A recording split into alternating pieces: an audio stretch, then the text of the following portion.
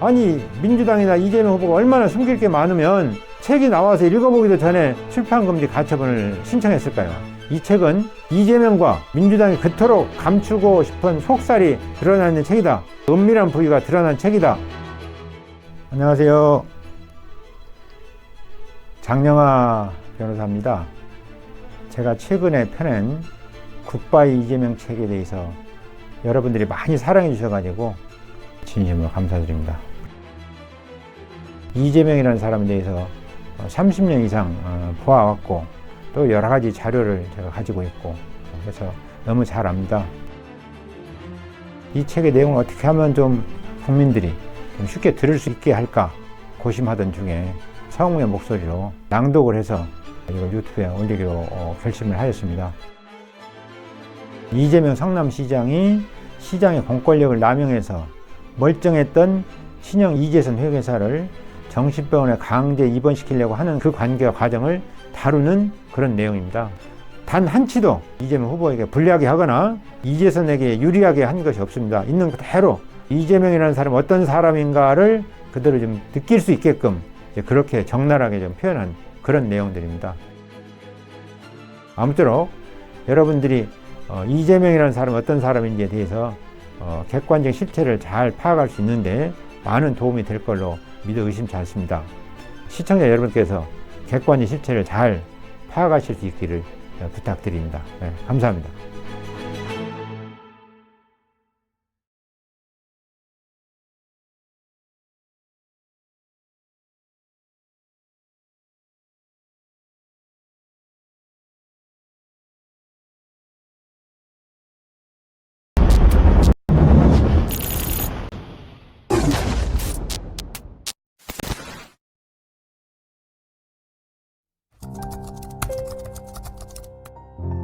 밤 10시경 박인복은 뜻밖의 전화를 받았다. 이재명이었다. 통화를 하고 싶어서 전화를 할 때는 받지도 않고 전화도 안 턴 사람이었다. 이재명은 다짜고짜 자신의 말을 했다. 형이 미친 사람처럼 하면서 다니고 있는데 형수님은 이 사실을 모르십니까? 내 생각에 형이 조울증, 관계망상증, 과대망상증, 피해망상증 등이 겹쳐있는 중증 상태예요. 치료받고 약 먹어야 합니다. 대체 이게 무슨 말인가? 박인복은 그때까지도 이재명의 심중을 알지 못했다. 다만 이재명이 이재선을 두고 정신병자라고 하는 말에 그렇지 않아요. 이재명은 그런 박인복의 말을 막으며 이재선이 정신병자가 맞다. 단정의 말을 확신하듯 말했다.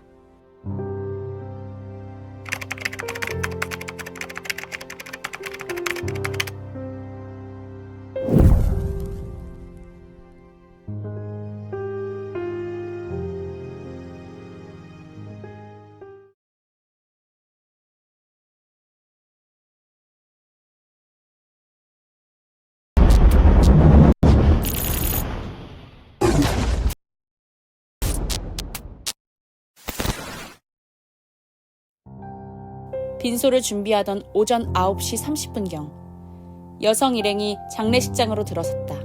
이름은 밝히지 않고 회계사님이 평소에 예뻐하셨고 친했다 라고 말하며 함께 온 일행과 자리를 잡고 앉았다. 얼마 지나지 않아 이재명의 수행비서 백종선이 장례식장에 나타났다. 절대로 나타나서도 안 되고 나타날 수도 없는 인간이 아니던가. 박인복은 당연히 그의 조문을 거절했다. 그런데 잠시 후 백종선이 모습을 또 드러냈다. 이번에는 공범이었던 윤기천을 달고 왔다.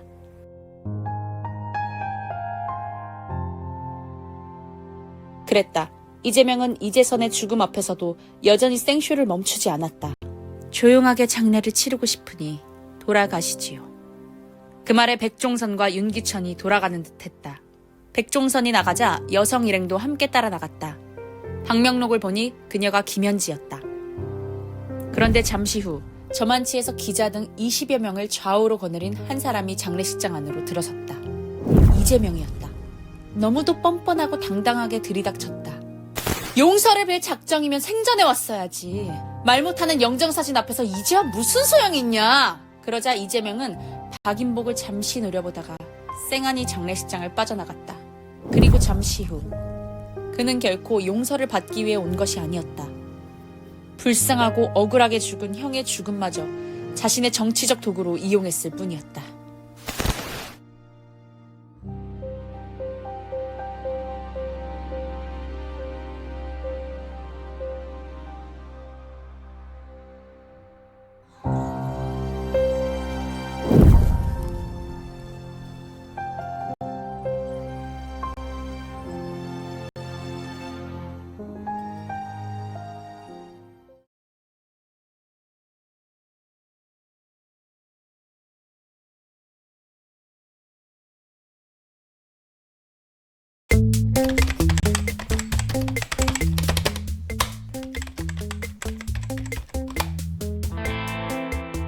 노무현 시체 뺏기지 않으려는 눈물 가상합니다.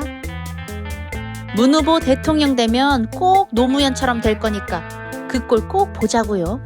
대통령 병 걸림 놈보단 나으니까. 문재인이나 와이프나 생각이 없어요. 생각이. 유치하기 짝이 없는 문재인, 문제 많은 문죄인, 어리버리 멀뚱 문재인. 좋냐? 유치한 것들. 능력 없음 인정하고 나가 떨어지던지. 문재인 까면 정권 교체 못한다.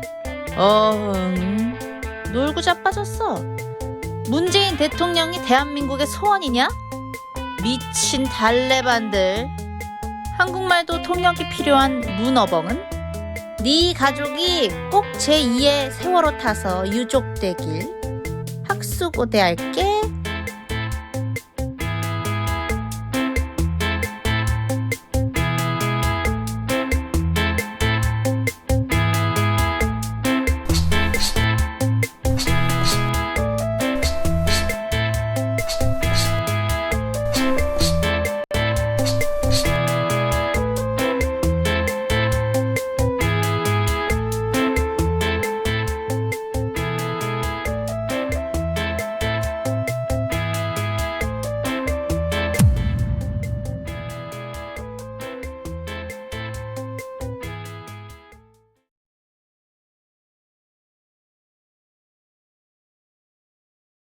검사 사칭으로 이재명은 2004년 벌금형을 확정받았다.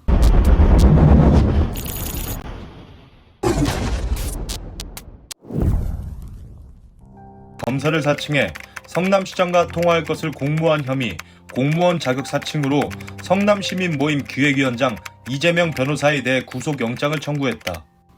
하지만 그는 현재도 억울함을 호소한다.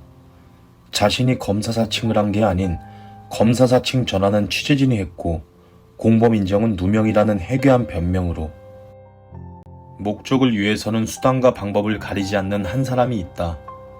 정의로운 세상을 정의롭지 못하게 만들고 살기 좋은 세상을 살기 힘든 세상으로 이끌고 있는 사람.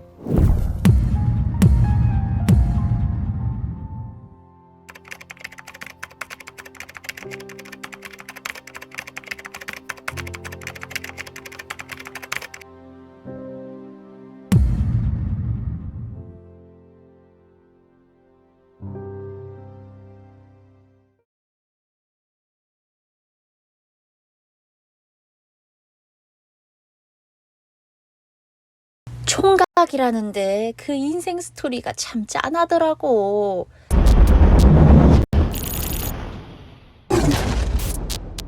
인천 앞바다에서 연인들처럼 사진 찍고 지가 내 가방 매주고 그러면서 데이트했지. 그러고서는 같이 잤지 뭐. 며칠 안 가서. 난 그때 급했으니까. 그런데 여기서 다시 한번 반전이다. 그런데 그 새끼가 다음날 아침에 내가 해주는 밥이라도 먹고 가는 게 내 시나리오인데 바로 옷을 주섬주섬 입는 거야. 그래서 내가 농담처럼 여우 같은 처자와 토끼 같은 자식 있는 거 아니에요? 하늘이 무너지는 거지. 유부남이었던 거야 그 새끼가. 발소리도 안 내고 도망가더라고. 이후 갖은 곡절로 이어지던 줄거리는 그 남자로부터 다시는 정치하지 않겠다는 약조받는 것으로 마무리되나 싶다가 결국 그 남자가 지난 지방선거 출마에 당선됐다는 걸로 매짐됐다. 듣고 보니 유명 정치인이다. 하지만 실명은 내지 말란다. 그가 가진 권력으로 자신을 괴롭힐 거라고. 그저 말하지 않고선 억울해 견딜 수 없을 것 같아 했단다.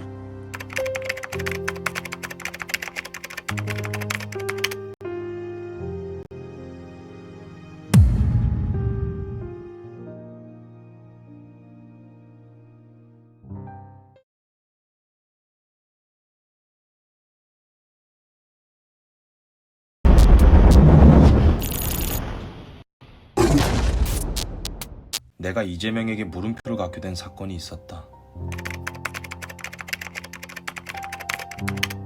2010년 지방선거가 끝나고 그가 성남시장에 당선이 거의 확정되던 6월 3일 새벽 6시가 조금 넘은 시간에 벌어진 일이었다. 나는 이재명 당선자 바로 왼쪽에 앉아 있었다. 그때 남자들이 이재명 앞으로 나오더니 시장님, 당선을 축하드립니다. 넙죽 큰절을 했다. 순간 이재명은 반사적으로 두 사람을 걷어찰 듯 구둣발을 들어 올렸다. 20-30cm나 내뻗었다. 물리적인 접촉은 없었다고는 해도 당시 이재명은 몹시 화가 난 표정과 말투로 두 사람을 나무랐다. 바로 옆에서 그의 돌발적인 모습을 지켜본 나로서는 짐짓 놀라지 않을 수 없었다. 자기 감정을 주체하지 못하는 성격이라 많은 문제를 일으킬 것 같다는 불길한 예감이 들었다.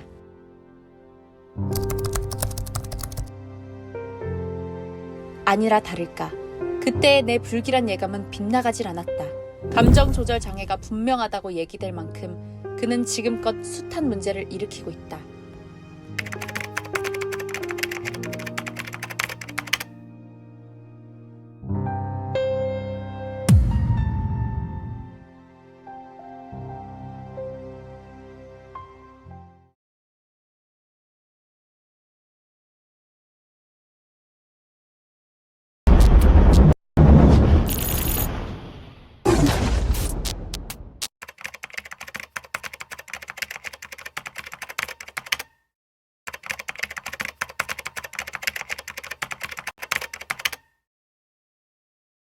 병신, 또 발작이네. 걔가 사람 보고 짖는 이유는 사람이 무서워서지. 그냥 물어 짖지 말고 칼로 어딜 쑤셔, 이 개잡년 놈들.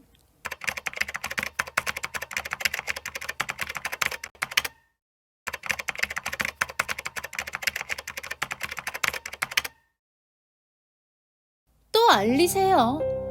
이미 증세 위중하신 거 대부분 다 아십니다. 그렇게 과대망상과 피해망상으로 아까운 인생 허비하지 마세요. 남의 인생에도 끼어들지 마시고요. 참지 마세요, 뭐든지. 조울에서 정신분열로 넘어간 것 같아요, 아무래도. 이거 보세요. 또 발작이 시작되었네요. 해결책 있어요. 병원 가세요. 이게 싸움이라 아무도 생각하지 않아요. 환자의 증상이지.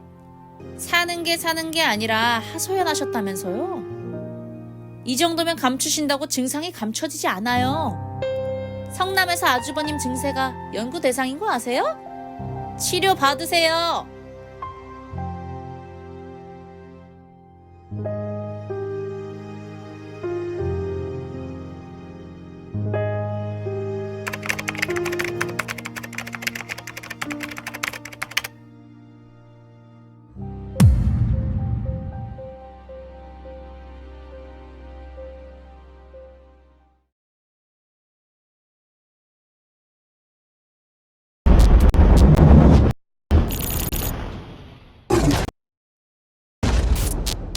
정치인은 분명히 가십거리나 제공하는 시정잡배가 아니다. 또한 시정잡배가 정치를 하겠다고 나선다고 정치인이 되어서도 안 된다.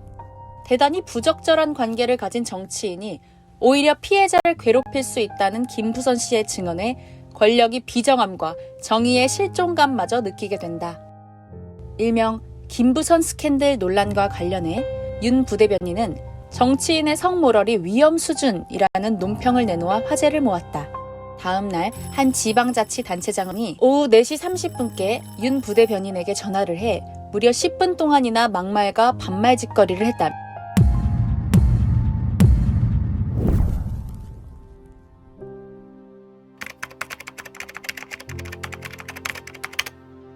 해당 지자체장은 이제 그만 정치권을 떠나라.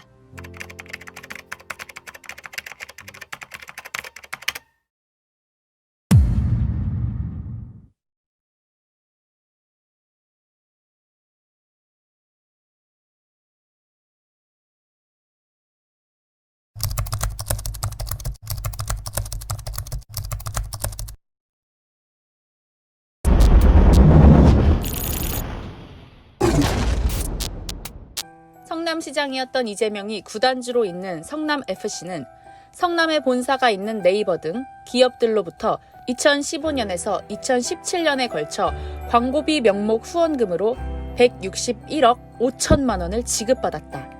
실제로 광고비는 명목에 불과했다. 인허가 등 성남시장 직무와 관련성이 있기 때문에 뇌물이 명백하다. 뇌물 또는 제3자 뇌물 제공으로 처벌 대상이다. 지난 4년간 성남시 의회가 성남FC의 예산 지출 내역 공개를 요구했는데 성남FC는 자료 제출 의무가 없다며 자료 공개 일체를 거부했다. 성남FC가 2부 리그로 강등되자 이재명은 모금 수당 규정을 악용하여 모금액의 20%인 약 32억 원을 수당 형식의 비자금으로 챙긴 것으로 추정된다. 네이버로 40억을 지원받아 성남FC로 39억 원을 전달해준 희망살림의 경우 이재명과 같은 당 소속 재윤경 의원이 상임이사로 활동했다. 희망살림은 성남시 금융복지상담수탁센터의 수탁법인이다. 신용불량자 지원 명목으로 40억을 받았으나 그중 성남FC의 광고비 명목으로 39억 원을 지불했으니 눈 가리고 아웅한 것이다. 이재명은 카메라 앞에서 언제나 공직자의 청렴을 강조했다. 그러나 지금 이재명만큼 수많은 의혹을 받고 있는 정치인은 없다.